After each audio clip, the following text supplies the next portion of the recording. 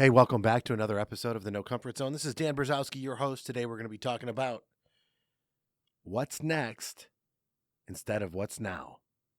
There's a big difference between the two. A lot of us focus on what's next instead of focusing on what's now. I'll see you on the inside. Welcome. Attention, please. Welcome aboard. Welcome to the No Comfort Zone podcast. It's time to get out of your comfort zone and live on purpose. Broadcasting to the world from Rockford, Illinois. This is your wake-up call. Warning. You are the solutions to all your problems. Stop thinking average. Become the hero version of yourself. Every day, every time, without fail, no exceptions. It all matters. You've entered the No Comfort Zone. It's time for a reality check. And here we are back at it again in the No Comfort Zone. This is Dan Brzezowski, your host. I wanted to wish all of you a very happy new year in 2023. My commitment, my goal is to be more consistent with this podcast to help as many people as I possibly can get out of their comfort zone so they can live on purpose. We're going to be focusing on the positivity, but I'm going to tell you this right now, and it's going to be a reality check. The reality check is simple, but it ain't easy. You're not where you want to be at because you're not focusing on the right thing or even the right time frame. This morning I got up and I decided to make a new commitment to myself, and that's actually to put the things that are important to me personally first. Rather than business, rather than anything else, I'm being selfish. And in 2023, this is the year of me being selfish. I'm going to put myself first. And what that means is I'm going to have my goals in place for my friends, for my family, for my business, for the things that I do. But what's very important that I think the listener would need to understand about being selfish, there's a time and there's a place, and you need to really focus on yourself. In sobriety, one of the things they taught me was if you put anything above your sobriety, anything that you put above it, you're going to lose. So sobriety became the priority for me. And so, for example, let's just say this. Let's say you're with your spouse. And when you're with your spouse, with your wife, my wife's name is Angela, when I'm with her, I need to make sure that she's the priority. I don't want to put anything else above her because, quite frankly, if I'm with her and I put something else above her, anything that's above her at that moment, I'm going to lose. It's because I'm not focused on it. You can't be in two places at the same time. Same thing mentally. Go in business. When you're at business, be in business. Don't worry about what's next or what you have to do tomorrow. Do what's important right now, whatever that is. Don't worry about the next. So I get up today and I actually start being selfish by doing the exercise and doing the things that I need to do and get a little bit healthier because I'm concerned. I mean, I'm 53 years old and everybody takes your time. No matter what, people are going to pull you here. Your kids are going to pull you there. Your wife's going to pull you there. Your work's going to pull you. And at the end of the day, you have nothing left for anybody. So you ask yourself a question, what are you willing to do in order to get where you need to go? And sometimes you have to get uncomfortable and tell people no. Sometimes you have to take a step back and you have to purposefully take time away so you can have time for yourself. And that might sound crazy, but the listeners of this podcast, you crazy listeners out there, the No Comfort Zone, and I'm going to teach you more about this. The No Comfort Zone is really about whatever you're doing to achieve a certain desired result or what you're not doing and not getting the result, whatever it is, you've got to change things up. You got to get out of that pattern of predictability. And all too often, people like me get into a point of writing down to-do lists, writing out goals, getting up early, staying up late, working in the middle, and then realizing at the end of the day, man, I left some stuff on the table. Oh, I didn't get this done. I didn't get that done. And in the meantime, instead of writing it down, you should have done it. E.T. said recently, write your goals down once and then go to work. It's hard for me to do, but I'll tell you what, that actually pays off very well. When you do what's important, when you do what you're supposed to do, when you're supposed to do it, you get to do what you want to do when you want to do it. And I got to tell you this, I would teach that to my son, to the people that I work with. It's super important. When you fear something, just do it. You fear the call, make the call. You don't want to run because it's cold outside, put your shoes on and go run. Do something immediately and do something purposeful and watch what happens. Because as Tony Robbins said, the number one key word for men is for you to feel successful is progress. As men, we have to feel progress. Maybe a woman too, but according to Tony Robbins, he said men. So I'm going to go with that because I know that when I look back in my life and I actually have progress in my life, then it's followed up by a little bit of fulfillment.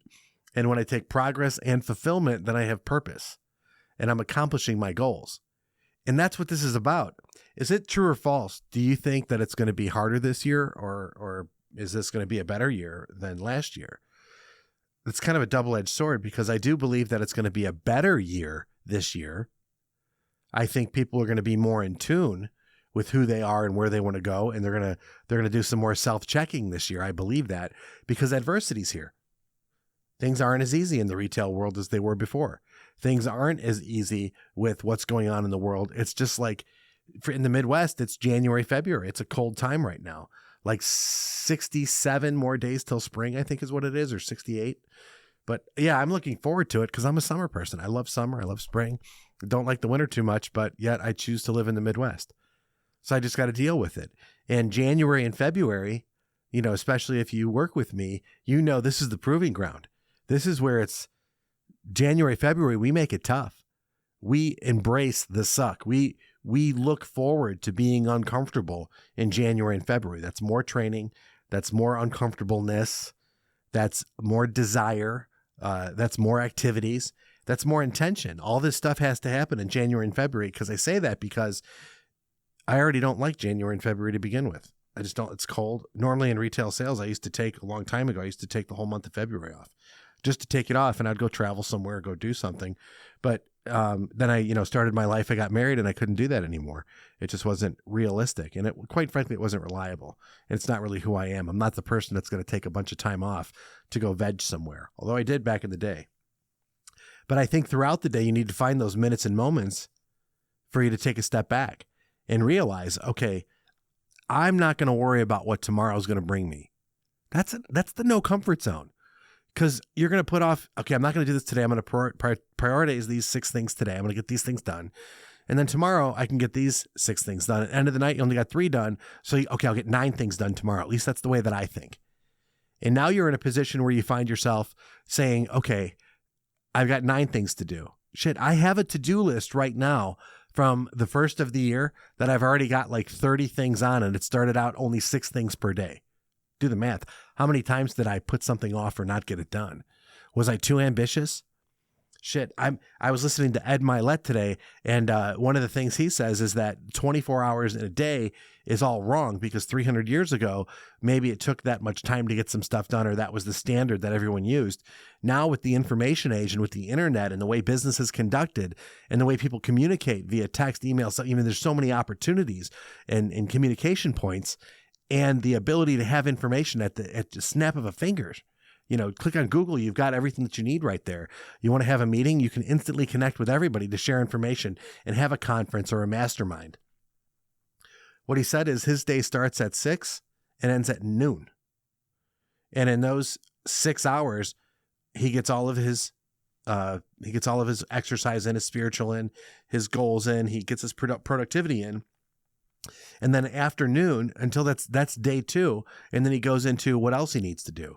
So if you're going through that type of mindset, shit, if you just do that from those 6-hour increments in his 2-day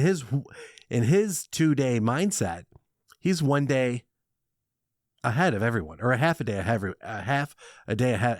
of everyone is, I think, what I'm trying to say. And when you think about the time and how you put that together, that makes sense. So taking time for yourself and being selfish is crucial. Narrowing down instead of the massive to-do list, what are you going to get done right now? One of the reasons I stopped doing what I was doing when I was doing it is because I wanted to get a podcast out. So I stopped doing what I was doing to connect with you, to let you know that if you've got issues with achieving your goals, if that's to stop using a substance, if that's to get more productivity, if that's to develop a higher level of confidence, if it's to work on your communication skills, basically achieving your goals, finding purpose in your life, I do that through my No Comfort Zone Blueprint. I make you really uncomfortable, and I coach you through a period of time when you go dark. And then you come out of it and you're unrecognizable for the people around you. And there's people that can attest to that, that can actually tell you that, yeah, this was a difficult time period for me, but here's what I've learned. I create adversity that you can handle based on the adversity that you've been through. Then we pull the lessons out, and what we do together is get you to a point where you realize, yeah, I do have more, I'm more confident. I have more conviction. Shit, I actually have certainty in my life now because I know, because I've been there, because we become aware of what happened. We identify of who we want to be and how we got where we're currently at. You look in the mirror, bro. And then really, truly what you need to do is then you need to decide, who do you want to be? Which version of yourself are you willing to commit to for the next 365? And then 24/7 is what you do to work on that. And when you work on that and you go through a period of time where you need a primer, that's what the no comfort zone is. 30 days, man, is all it takes. 30 days of constant awareness of being uncomfortable. Watch what happens to your life. You will never be the same. So I'm telling you that if you start to focus on what's important right now and you do something immediately, no comfort zone, don't think about it anymore. You thought about it, you said it out loud, you told somebody else, do it. Go to work right now. Get it done right now. It's a now business. It's a now life. Get it done now. Don't worry about tomorrow. Get the results tomorrow. Right now, do the action today. Dig in. Do what you need to do. Go spend time with your wife right now. Go spend time with your kids right now. Go to work right now. Do the things that you need to do so that you can have the things that you want to have. And in time, you're going to have the life that you want to have because you've gotten uncomfortable. You've gotten out of your comfort zone and you live on purpose. Say goodbye. Want more of the No Comfort Zone? You can follow Dan on Instagram and Twitter at NoComfortZone1. Bye. Or on the web at thenocomfortzone.com. Bye-bye. Bye-bye. Thanks for listening to the No Comfort Zone podcast. Bye-bye. Bye-bye.